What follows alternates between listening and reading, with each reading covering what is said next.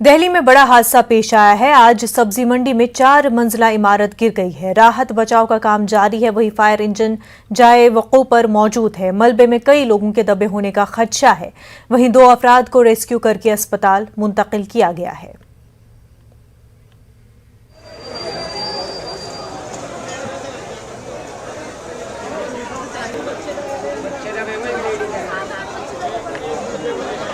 सब्जी मंडी इलाका robin cinema के सामने एक ये 4 मंजिला बिल्डिंग थी जो गिर गई है। उसका रेस्क्यू ऑपरेशन चल रहा है। अभी यहाँ पर क्रेन बुलाई गई है।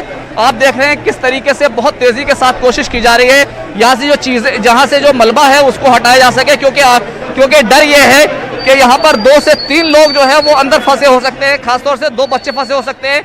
यहाँ पर दूध की दुकान थी और ये रिहायशी बिल्डिंग थी। अभी भी इसका रेस्क्यू ऑपरेशन चल रहा है। यहाँ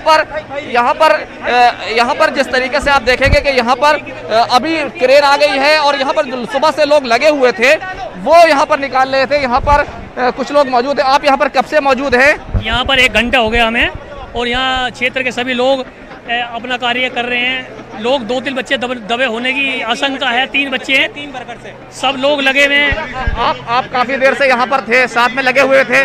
कितने लोग थे? कैसी बिल्डिंग थी जी? एक पनवाड़ी बगल वाला, नीचे लक्ष्मण दास दूध वाले की हलवाई की दुकान है, वो उसके 3 वर्कर से और 3 बच्चे दबे हुए। बच्चे जो थे वो पड़ोस से जा रहे थे। वो बिल्डिंग एकदम से गिर गई। हम नजदीकी में ही रहते हैं। हमें धम की आवाज आई तो हमने आके देखा तो बिल्डिंग पूरी गिर चुकी थी, जिसमें से पान वाले को निकाल दिया गया है और बाकी वर्कर सारे दबे हुए और बच्चे भी दबे हुए। अच्छा, ये एक रिहायशी बिल्डिंग थी, क्या पहले से जर्जर हालत में थी? जर्जर हालत में थी। इसकी बहुत बार कंप्लेंट भी दी गई थी, लेकिन ये ठीक नहीं हुई। क्या जर्जर हालत में होने के बावजूद लोग इसमें रह रहे थे? हाँ, लोग नहीं रह रहे थे। दूध की दुकान थी ये, लक्ष्मण दास दूध का दुकान। 50 साल से ये दूध की दुकान चल रही थी।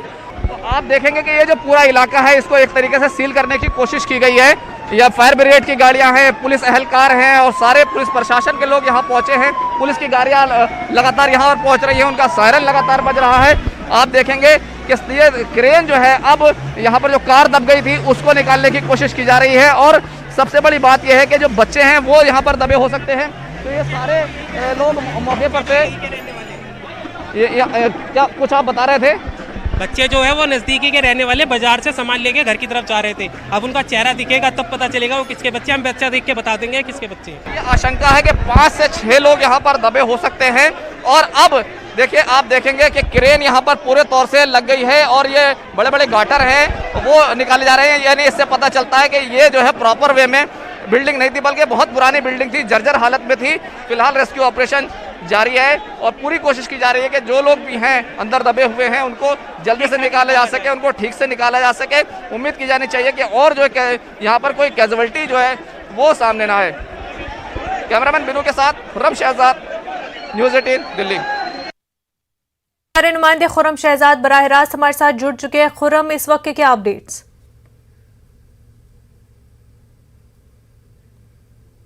देखिए, अभी तक भी जो रेस्क्यू ऑपरेशन है वो जारी है और अभी तक 2 बच्चे हैं उनको निकाला गया है, उनको अस्पताल ले जाया गया है, 2 एम्बुलेंस। लेकिन आप देखेंगे कि यहाँ पर एक एम्बुलेंस फिर से तैयार है। यानी कि अभी भी जो कहा जा रहा है तकरीबन 11 के करीब लोग जो इसमें दबे हो सकते हैं। 2 बच्चे थे वो गुजर रहे थे यहाँ से। अचानक ये 11:50 के करीब ये बिल्डिंग गिर पड़ी और उसमें वो दब गए थे। उनको निकाला गया है और उनको अस्पताल ले जाया गया है। 2 जेसीबी मशीनें हैं और तमाम जो प्रशासन इंतजामिया है वो यहाँ पर है। आपको मालूम है कि यहाँ पर कुछ ही देर पहले एनडीआरएफ की टीम आई है, वो अपने डॉग स्क्वाड के साथ आई थी। तो ये रेस्क्यू ऑपरेशन है वो अभी तक लगातार जारी है। कई चश्मदीद हैं, कई जो पड़ोस के लोग हैं वो सारे लोग सुबह से लगे हुए थे। और देखेंगे कि ये कार जो आपको दिखाई दे रही है ये कार भी इसी बिल्डिंग के नीचे खड़ी हुई थी। 4 मंजिला ये बिल्डिंग थी, इसमें कई लोग रहते थे। एक दुकान भी थी यहाँ पर दूध वाले की, उसके पास कई सारे लोग काम करते थे। अभी जेसीबी मशीन मलबा हटा रही है और जो बाहर का कहना चाहिए जो रोड पर जो बिल्डिंग गिरी थी वो मलबा तकरीबन हटाया जा सका है।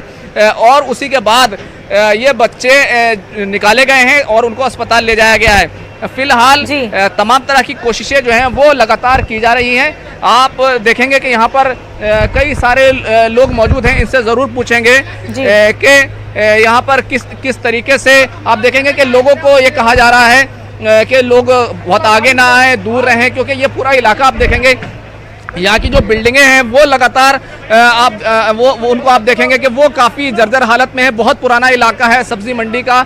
यहाँ की जो बिल्डिंगें हैं वो सीमेंटेड ना होकर के भीम गाटर के ऊपर बनी हुई है, बहुत सारी है। ये सिर्फ एक बिल्डिंग नहीं, यहाँ की और भी आसपास की जो बहुत सारी बिल्डिंग्स हैं उनके भी गिरने का जो है खदशा है। ये पूरी तस्वीरें जो आपको हम दिखा रहे हैं ये तमाम जो है मौके की हैं और सीधे तौर पर ये आप देखेंगे कि अभी जेसीबी मशीन से वो निकाला जा रहा है। ऊपर काफ़ी लोग खड़े हुए थे बिल्डिंग्स के ऊपर, उनको हटाया गया है क्योंकि खदशा ये था कहीं इस रेस्क्यू ऑपरेशन के दरमियान कहीं वो बिल्डिंग्स दूसरी बिल्डिंग्स ना गिर जाए। पुलिस के लोग यहाँ पर मौजूद हैं, एनडीआरएफ के लोग मौजूद हैं, फायर ब्रिगेड की गाड़ियाँ मौजूद हैं, एम्बुलेंस मौजूद है, ये तमाम जो है यहाँ पर मौजूद हैं। और एक आपको लंबी भीड़ जो है वो आपको ज़रूर दिखाई देगी कि यहाँ पर बहुत सारे लोग हैं जो सुबह से सबसे पहले जैसे ये बिल्डिंग गिरी वो खुद यहाँ पर पहुंचे और उन्होंने खुद कोशिश की और मलबा हटाने की कोशिश की, लेकिन बहुत बड़ी बिल्डिंग थी जिसमें कई फैमिली रहती थी और जिसकी वजह से उसको हटाया नहीं जा सका। पिछले दिनों जो बारिश हुई थी उस वजह से बिल्डिंग की हालत हुई। इस वक्त का मौसम क्यों है? क्योंकि बादल दिख रहे हैं, ऐसे में बारिश जो होगी तो और भी जो है रेस्क्यू ऑपरेशन में मजीद दुश्वारियों का सामना हो सकता है। देखिए दिल्ली में सुबह से ही हल्की धूप जरूर निकली थी, लेकिन अभी जो वक्त है, इस वक्त जो मौसम है वो बिल्कुल बारिश का बना हुआ। कभी भी किसी भी वक्त यहाँ पर मूसलाधार बारिश शुरू हो सकती है। पिछले 3 दिनों में बहुत ज़्यादा बारिश हुई है। इस बिल्डिंग के निचले हिस्से में कंस्ट्रक्शन का काम चल रहा था जिसकी वजह से ये पूरा हादसा हुआ है। बड़ी बात यह है कि हादसे के वक्त जो है आम जिंदगी एक आम दिन की तरह ये दिन था, जिसकी वजह से कई लोग जो है इमारत के अंदर मौजूद थे और बताया जा रहा है तकरीबन 11 लोग हैं जो इसके अंदर फंसे हो सकते हैं। 2 बच्चों को हालांकि उनको जरूर निकाला गया है और देखेंगे पूरा मलबा जो है अभी निकालने की कोशिश है। एम्बुलेंस यहाँ पर रेडी है। तो मुनज़्ज़म फिलहाल अभी भी कोशिशें जारी हैं और रेस्क्यू ऑपरेशन जो है वो लगातार चल रहा है। ऑपरेशन जारी है। 11 लोग अभी भी मलबे के अंदर फंसे हुए हैं, उनको निकालने की कोशिशें जारी है। खुरम, बेहद शुक्रिया आपका। आगे बढ़ते हैं। पेगासस जासूसी तनाज़े के मामले में सुप्रीम कोर्ट ने फैसला महफूज रखा है। इस हवाले से मरकजी हुकूमत ने सुप्रीम कोर्ट से मामले में जांच कमेटी तश्कील दिए जाने की अपील की है। वाज़ेह हो कि समाअत के दौरान मरकजी हुकूमत ने सुप्रीम कोर्ट से कहा कि हम तफसीली हलफनामा दाखिल करना नहीं चाहते हैं क्योंकि मामले की आज़ादाना जांच कराने की मांग की जा रही है। मरकजी हुकूमत ने कहा कि हमारे पास छुपाने के लिए कुछ नहीं है।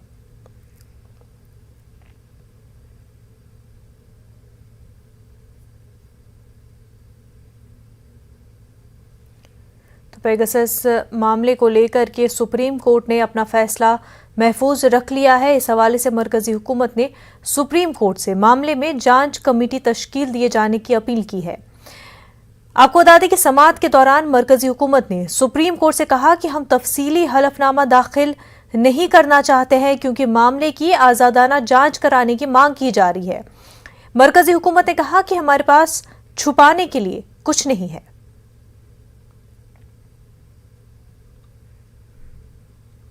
पूरा मामला पेगासस स्पाईवेयर से जुड़ा हुआ है, जहां पर ये माना जा रहा है कि 300 से ज़्यादा हिंदुस्तानी लोगों की, जिनमें कि हाई प्रोफाइल लोग हैं, पॉलिटिशियंस है, जर्नलिस्ट है, उनके फ़ोन का डेटा जो है लिया गया। इस हवाले से सुप्रीम कोर्ट में समाअत हुई।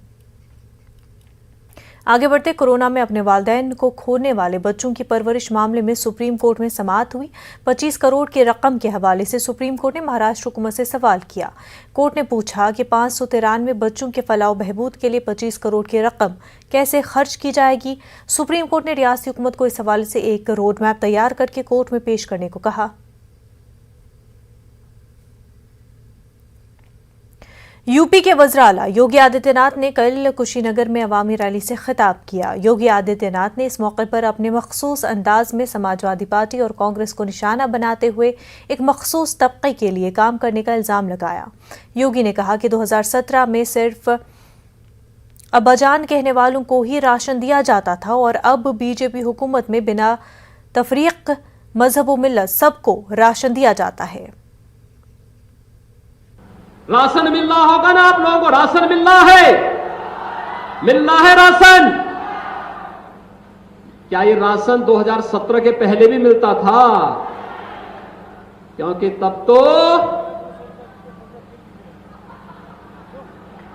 अब्बा जान कहने वाले राशन हजम कर जाते थे।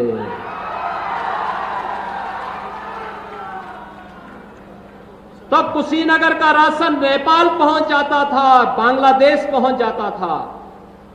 और आज कोई इन गरीबों का राशन निकलेगा तो राशन तो नहीं निकल पाएगा, लेकिन जेल जरूर चला जाएगा। ओपोजिशन जमातों ने यूपी के वज़राला के मुतनाज़ा बयान पर जमकर तनकीद की है। ओपोजिशन ने इल्ज़ाम लगाया है कि वज़राला योगी आदित्यनाथ अपनी नाकामी को छुपाने के लिए फ़िरक़ा परस्ती पर मबनी बयान देते हैं। जहाँ तक मुख्यमंत्री का ताल्लुक है, उनको राशन की ज़रूरत ही नहीं होती थी, इसलिए उन्हें पता नहीं है कि उत्तर प्रदेश में राशन बंटता था या नहीं बंटता था। किसका कौन अब्बा जान है ये तो मैं नहीं जानता हूं, लेकिन बीजेपी के तमाम नेताओं के अब्बा जान तो नरेंद्र मोदी जी हैं। अब्बा जान जो हुक्म देंगे वही योगी करेंगे, वही दूसरे लोग करेंगे। इसलिए वो दूसरों पर उंगली ना उठाएं, अपने गिरेबान में झांक कर देखें। कांग्रेस पार्टी पूरी ताकत से चुनाव लड़ेगी। मुख्यमंत्री को केवल झूठ बोलना है, उनके पास बोलने को कुछ है नहीं। कल पूरे दिन कलकत्ता के फ्लाईओवर को अपना फ्लाईओवर, अपनी सरकार का काम बता के सरकारी विज्ञापन चलवाते रहे और पूरे देश में उत्तर प्रदेश की बेइज्जती कराई।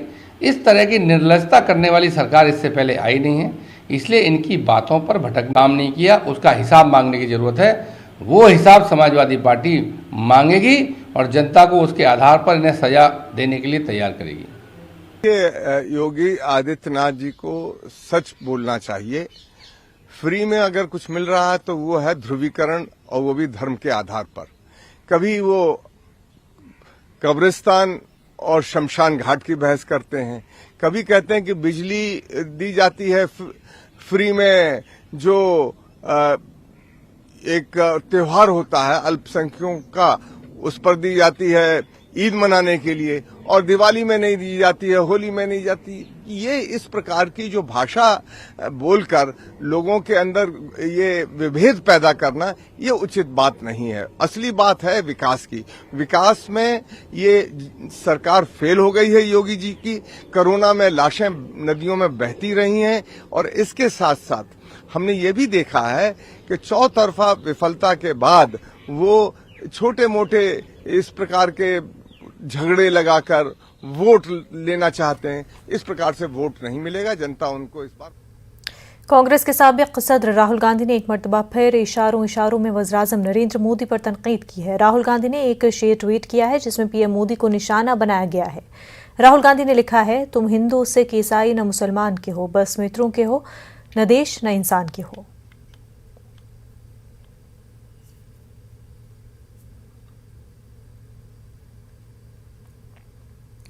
पिछले साल न्यूज़ 18 और बायजूस की एक नई पहल ने आपको कई ऐसे यंग जीनियस से मिलवाया जिन्हें देखकर हम सब हैरत में पड़ गए।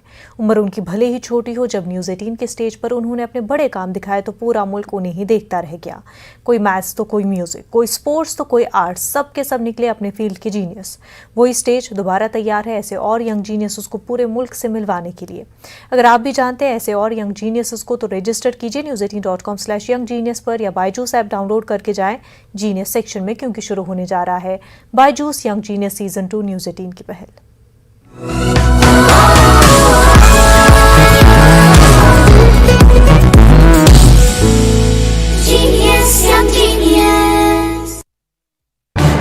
इस न्यूज हेडलाइंस के प्रायोजक पेट सफा आयुर्वेदिक जून। पेट सफा, हर रोग दफा।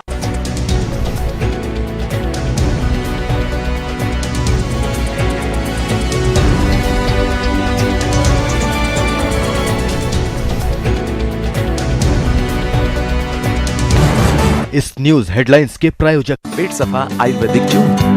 पेट सफा, हर रोग दफा। वैक्सीन से अदावत, कोरोना को दावत। न्यूज 18 उर्दू की खास मुहिम, जिंदगी का यकीन, वैक्सीन।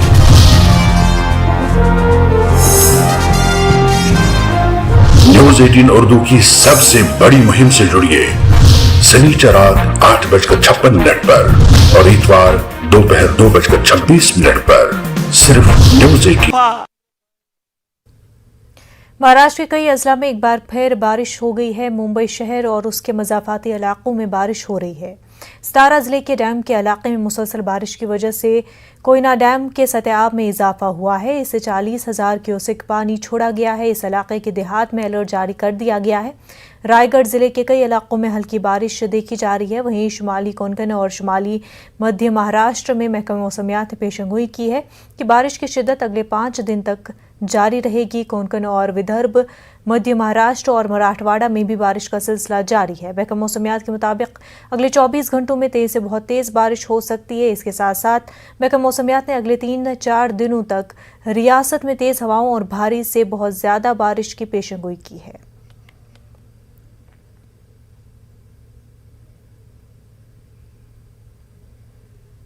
गुजरात के वज़राला की दौड़ में जिनके नाम चल रहे थे वो पीछे रह गए और भूपेंद्र पटेल आगे निकल आए। बीजेपी ने भूपेंद्र पटेल को गुजरात के नए सीएम का ऐलान कर दिया है। आज दोपहर 2:30 बजे अपने ओहदे का हलफ लेंगे। नए वज़राला के हलफ उठाने के 2 दिन बाद काबीना के वज़रा भी हलफ उठाएंगे।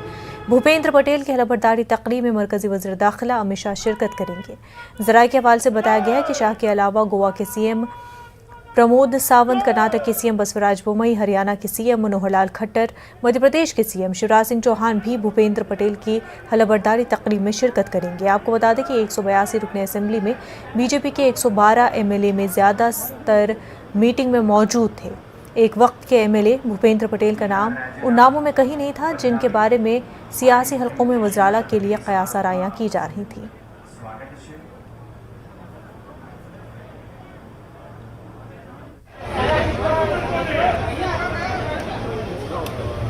बराह रास्त तस्वीरें आप हलफबरदारी तकरीब से देख रहे हैं, जहां पर भूपेंद्र पटेल अब से कुछ ही देर में हलफ स्वागत है। 17वें वज़राला के तौर पर भूपेंद्र पटेल अब से कुछ देर में ही हलफ लेने वाले हैं। आज माननीय पदनामित मुख्यमंत्रीश्रीना शपथविधि समारोहમાં આપણી વચ્ચે ગુજરાત રાજ્યના માનનીય રાજ્યપાલશ્રી, માનનીય પદનામિત રાજ્યપાલશ્રીએ શપથ ગ્રહણ સમારોહ માટે શપથ ગ્રહણ આપણું સદભાગ્ય છે કે આજે આપણી સાથે भारत सरकारना वहीं कर्नाटक के सीएम, गोवा के सीएम और मध्य प्रदेश के सीएम भी इस हलफबरदारी तकरीब में मौजूद हैं।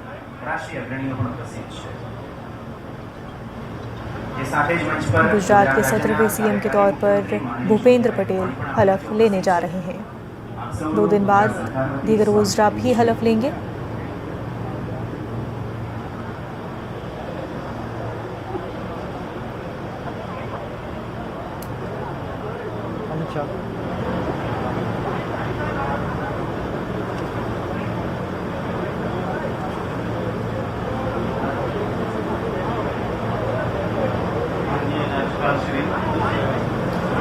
आपको बता दें कि हलफबरदारी तकरीब में वज़ीर दाखिला अमित शाह मौजूद हैं। भूपेंद्र पटेल, हालांकि उनका नाम मौजूद नहीं था उन नामों में जिन पर क़यास आराइयां की जा रही थी। वहीं आपको बता दें कि मध्य प्रदेश के वज़राला शिवराज सिंह चौहान और कर्नाटक के वज़राला बसवराज बोम्मई भी मौजूद है हलफबरदारी तकरीब में।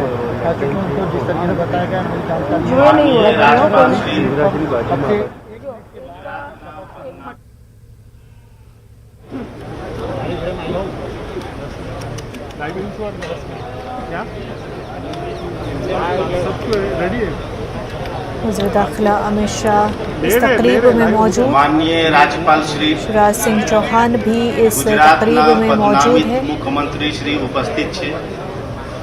एमने सौगंध विधि माटे ओ दादा आपको बोला हाइट नीचे लो, आप हाइट ऊपर ले लिया फिर से। अनुमति आपो तेवी विनंती छे। ओ भाई माननीय श्री भूपेंद्र भाई रजनीकांत पटेल जी,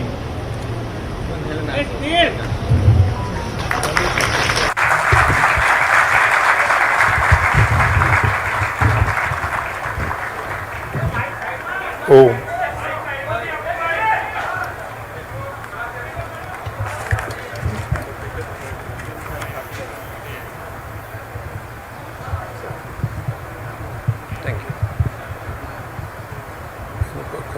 हो गया।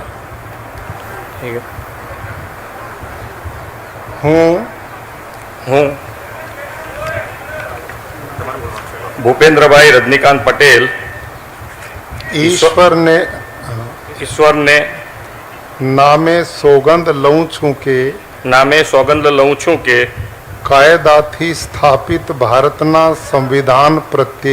कायदाથી સ્થાપિત ભારતના સંવિધાન પ્રત્યે હું સાચી શ્રદ્ધા અને નિષ્ઠા ધરાવીશ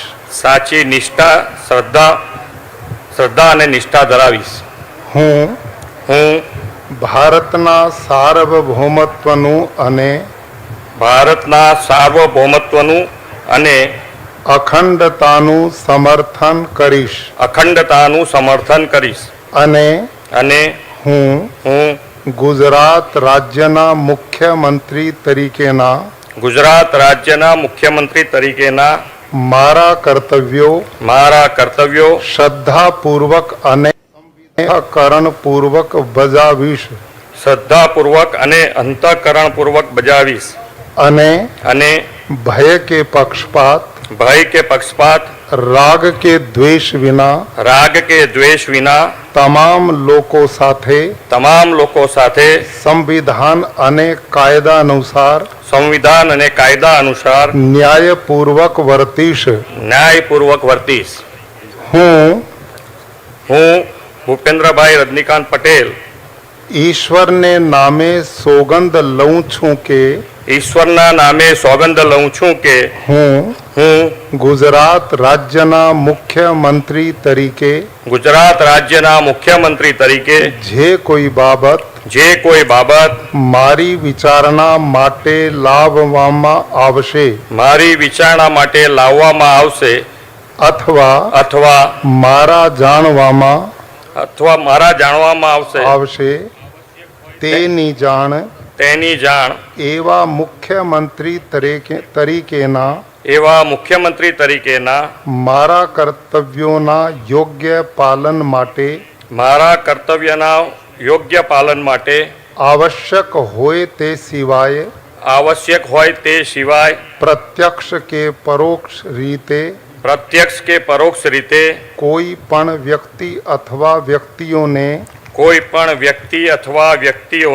કરીશ નહીં અથવા તેની કે તેમની આગળ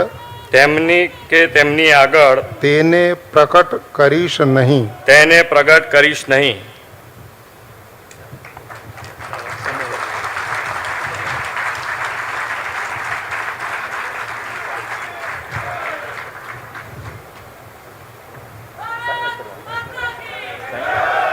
वज़राला के तौर पर हलफ ले लिया है।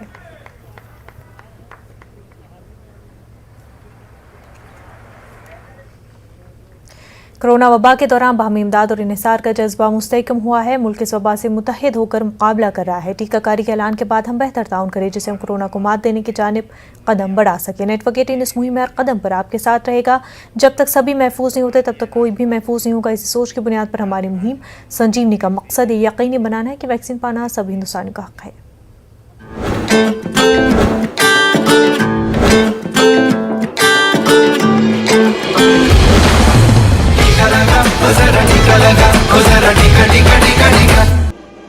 वैक्सीन से अदावत, कोरोना को दावत। न्यूज 18 उर्दू की खास मुहिम जिंदगी